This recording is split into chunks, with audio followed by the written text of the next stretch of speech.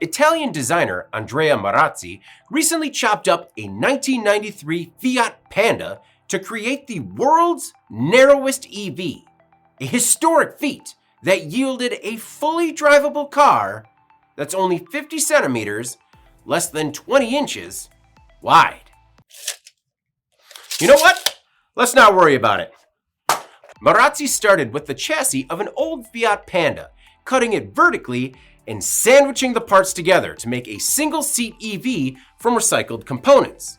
Marazzi used his family's auto recycling business and workshop to make about 99% of the car from original parts. The Skinny EV runs on a pair of 12-volt batteries and a 24-volt motor. It weighs 264 kilograms, about 580 pounds, and is about 5 feet tall. Not a lot of giddy up under the hood. It tops out at 9.3 miles per hour and has a range of 15.5 miles.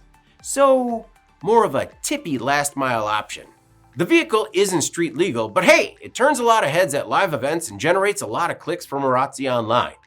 The vehicle also has a tiny steering wheel, 4 wheels, and a single headlight. According to Design Boom, it took Marazzi about 12 months to complete the project, which he chronicled on his TikTok and Instagram channels, Tutti Pazzi per Marazzi, which translates to everyone's crazy about Marazzi.